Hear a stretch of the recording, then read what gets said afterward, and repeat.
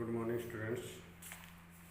9th class भारतीय online class के अंदर आपका स्वागत है। इसमें आज अपन नया चैप्टर शुरू कर रहे हैं, वर्थ।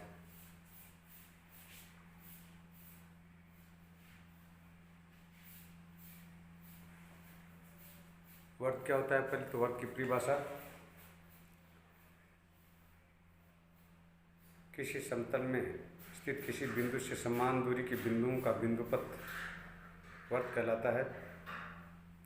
वर्त के परिवार के सदस्य क्या क्या होते हैं? वर्त का केंद्र, वर्त की परिधि, वर्त की जीवा, वर्त का व्यास, वर्त चाप,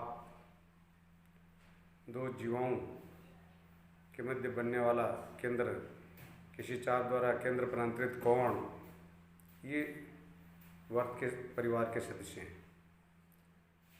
तो वर्त की परिभाषा आ गई। वर्त की परिभाषा क्या होती है?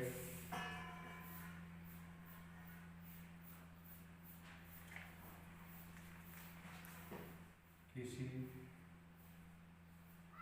समतल में स्थित बिंदु से समान दूरी के बिंदुओं का बिंदुपथ वर्त कहलाता है।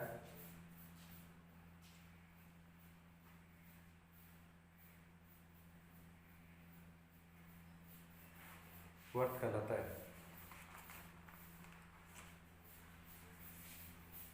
वर्त के बारे में आपने पहले पिछली क्लास में पढ़ा। ये क्या कहलाती है? परिधि। ये क्या कहलाती है? परिधि। ये केंद्र, ये जीवा, त्रिज्या। त्रिज्या परिधि के किसी बिंदु को केंद्र से मिलाने वाली रेखा जीवा, ये त्रिज्या कहलाती है। वर्त की सभी त्रिज्याएं लंबाई में बराबर होती हैं। परिधि के दो बिंदुओं को मिलाने वाली रेखा जीवा कहलाती है। वर्त की सबसे बड़ी जीवा वर्त का व्यास होता है। ये व्यास है, ये त्रिज्या का दुगुना होता है। व्यास बराबर 2r, व्यास बराबर 2r होता है ये। और इसके बाद में किसी चाप द्वारा केंद्र पर अंतरित कोण, ये केंद्र पर अंतरित कोण है। और परिधि के दो बिंदुओं के भाग को वर्त चाप कहते हैं। परिधि के दो बिंदुओं के बीच के भाग को, इस तरह से ये भाग और ये भाग, ये क्या है? वर्त चाप।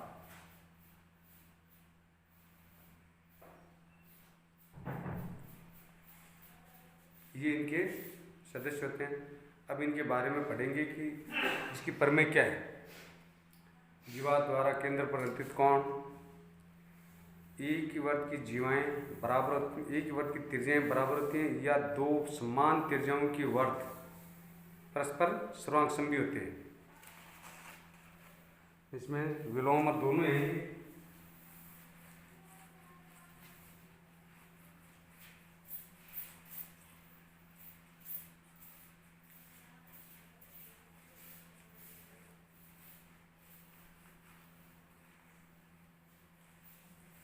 पहली प्रमेय है, वर्त में बराबर लंबाई की जीवाएं केंद्र पर बराबर कोण अंतरित करती हैं।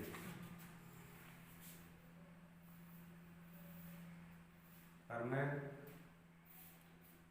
वर्त में बराबर लंबाई की जीवाएं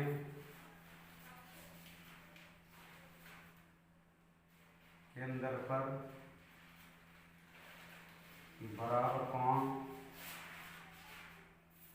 अंतरित करती है। बराबर अंतरित करती हैं।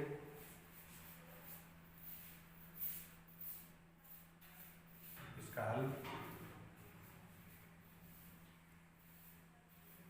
ये वर्त का केंद्र है, ये जीवा है, ये भी जीवा ये है, CD बराबर लंबाई है,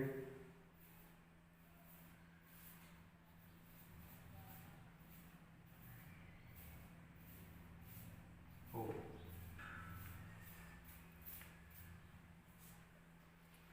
इसमें दिया हुआ लिखेंगे,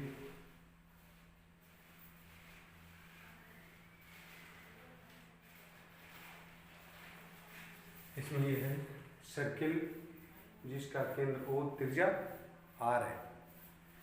इसके बाद में इसको ऐसे हम लिख सकते हैं, एक वर्त जिसका केंद्र और त्रिज्या R, इसको गणितीय भाषा में शॉर्ट में लिख लिया।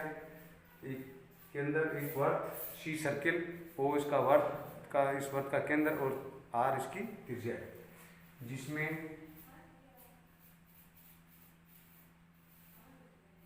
जीवा AB बराबर जीवा CD दिया हुआ है।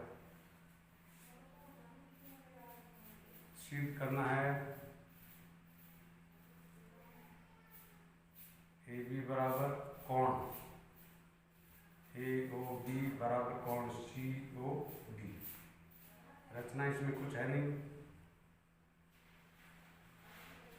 रचना इसमें है नहीं। इसमें दो त्रिभुज हैं, त्रिभुज AOB व त्रिभुज COD।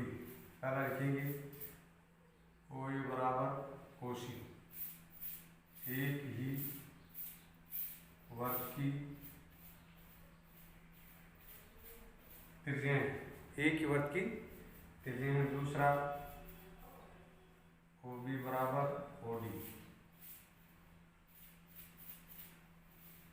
और AB बराबर CD। अतः S समान क्षमता से त्रिभुज AOB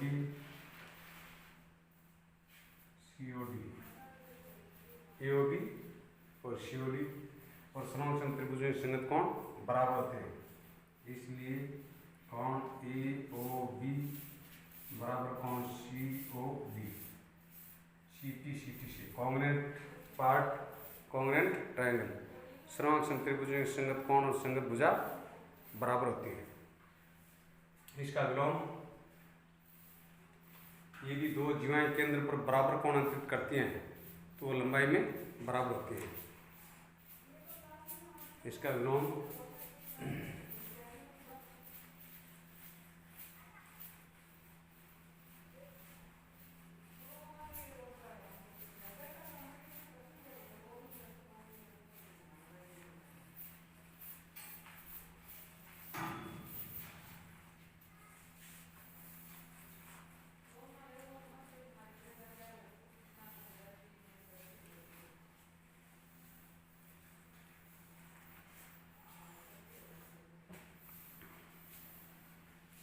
विलोम इसका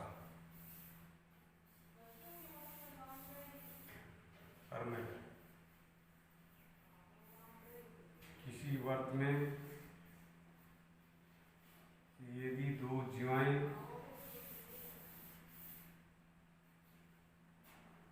लंबाई में बराबर हों, यदि दो जीवाएं वर्त में दो जीवाएं केंद्र पर बराबर कोण अंतरित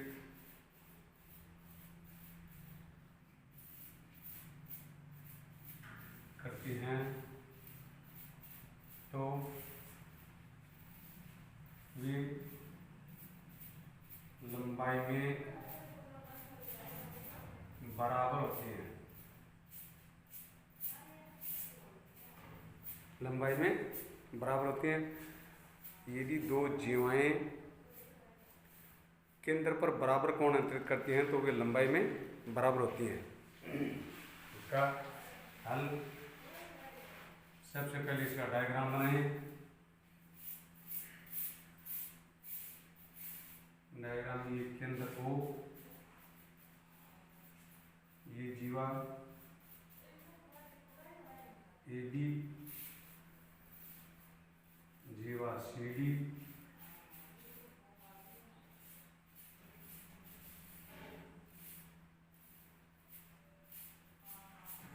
दिया हुआ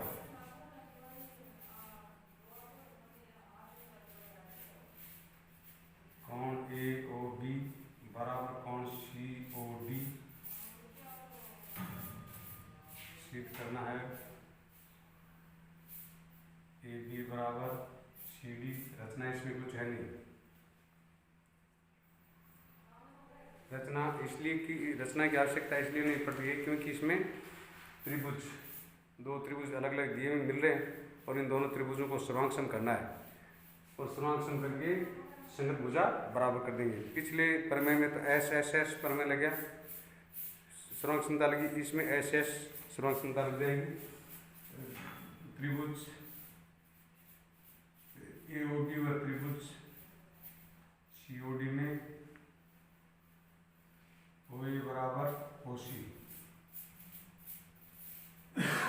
एक ही वर्ग की त्रिज्याएं, एक ही वर्ग की त्रिज्याएं। दूसरा कोण AOB बराबर कोण COD दिया हुआ है। तीसरा OB बराबर OD, एक ही वर्ग की त्रिज्याएं। नियम लग गया SAS सर्वांग समता से त्रिभुज AOB COD और सर्वांग समत्रिभुज में संगत भुजा बराबर, इसलिए AB बराबर CD CT। इस प्रकार से इस जो पहले अपन ने जो प्रमेय पढ़ी है उसका एकदम बराबर जीवाएं केंद्र पर बराबर कोण अंतरित करती हैं, केंद्र पर बराबर कोण वाली जीवाएं बराबर होती हैं। किसी चाप द्वारा केंद्र पर अंतित कोण शेष परिधि पर अंतित कोण का दुगुना आता है। ये इसका इंपॉर्टेंट प्रमेय रहेगा। दो तो ये आ रही, कोण वाला भी चाप वाला भी ये जरूर है, बराबर लंबाई की जीवाएं बराबर चाप अंतरित करती हैं। ये खत्म है, बराबर लंबाई की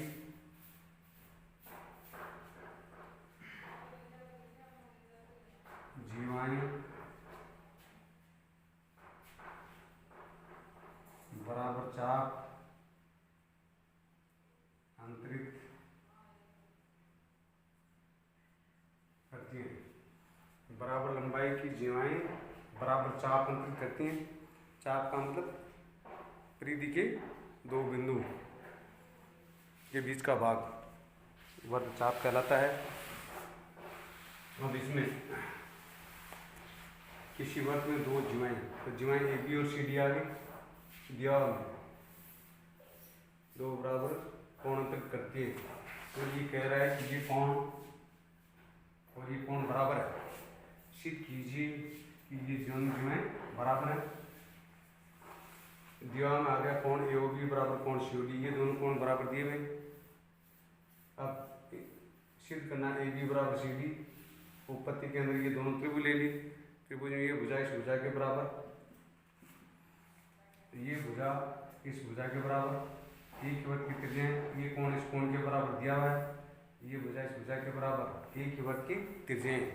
इसलिए नियम लग गया SAS सर्वांग समता से दोनों त्रिभुज सर्वांग सम हो गए। सर्वांग सम त्रिभुज में संगत भुजा बराबर AB बराबर CD हो गए।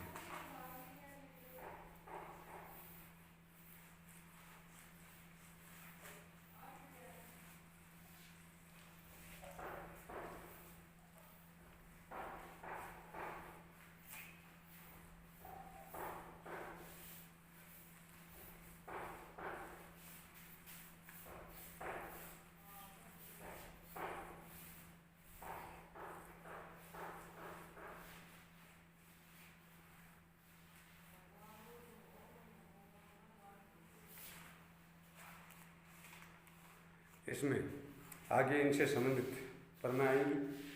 ए के आधार किसी वृत्त में समान लंबाई की जीवाएं केंद्र पर बराबर कोण अंतरित रखती हैं, इससे संबंधित एग्जाम्पल आएंगे। एग्जाम्पल में इस कंसेप्ट का प्रयोग होगा। अब इसमें आगे अपन एक कल प्रमेय पढ़ेंगे कि किसी वृत्त में किसी चाप द्वारा केंद्र पर अंतरित कोण उसी चाप द्वारा शेष परिधि अंतरित कोण का दुगुना होता है। इससे संबंधित पढ़ेंगे। तो इसमें कौन कौन से कंसेप्ट काम में आएंगे। एक तो बहिष कोण का आएगा। त्रिभुज के बहिष कोण का मान उसके अंतराभिमुख कोण की योग के बराबर होता है।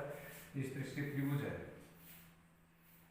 ये त्रिभुज, इस कोण का मान इसका 1, 2, ये 3 तो कोण 1 प्लस कोण 2 बराबर कोण 3। ये अपन ने जो त्रिभुज से संबंधित जो प्रमेय पढ़ी थी उसके अंदर आया था। त्रिभुज वाले चैप्टर में ये पढ़ा हुआ है। बहिष कोण का मान उसके अंतराभिमुख कोण के एक ही आएगा। किसी त्रिभुज में दो भुजाएं बराबर हैं तो उनके सामने के कोण बराबर होते हैं। यदि ये त्रिभुज है, इसमें ये भुजा बराबर है, इसमें ए बी बराबर ए सी हो तो कोण ए बी सी बराबर कोण ए सी बी, ये कोण बराबर रहेगा। इसी त्रिभुज में दो भुजाएं बराबर हैं तो उनके सामने के कोण बराबर होते हैं। एक ये भी कंसेप्ट काम में आएगा। आगे इसका आउटलाइन आज बता देता हूँ, इसको कल अच्छी तरह से पूरी प्रक्रिया के साथ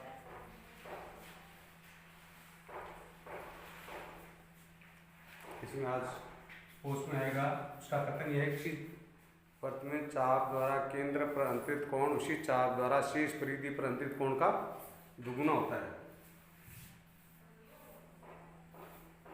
ये वृत्त है, ये वृत्त का केंद्र, ये चाप ए बी, इसके द्वारा ये कोण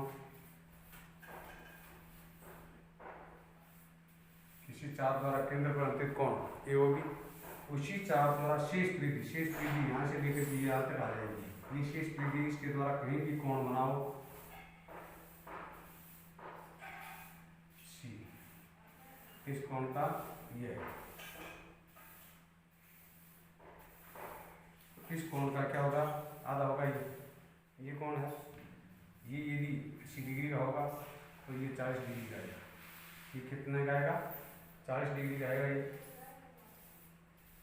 यदि ये 35 डिग्री का दिया हुआ है तो ये 70 डिग्री का आ जाएगा। इसका दुगुना और इसका आधा। ये जरूरी नहीं कि इसके सीध में ऊपर बने, ये कहीं भी बन जाए, यहाँ आ जाता है। तो इसमें यही है, ये 40 का, ये 80 का तो ये 40 का, कहीं भी बन जाओ ये कोण बराबर होंगे। इसके बाद में वृत्त के बारे में आएगी कि एक ही वृत्तखंड में बने कोण बराबर होते हैं, ये भी पढ़ने में आएगा अपने। मतलब ये सारे कोण बराबर हैं, इस कोण के आधे होंगे, इसके अर्धवर्त में बना कोण समकोण होता है, वो भी इसी प्रमेय का प्रयोग होकर के पढ़ा जाएगा इसमें भी। तो इसमें ये जो प्रमेय है पूरी आगे के जो वर्त वाली प्रश्नावली है वो इसी पर आधारित है। पूरा का पूरा चैप्टर इस प्रमेय पर है। आगे 10th क्लास में भी ये बहुत काम आती है। किसी वृत्त में चाप द्वारा केंद्र पर अंतरित कोण उसी चाप द्वारा शेष परिधि पर अंतरित कोण का दुगुना होता है। इसमें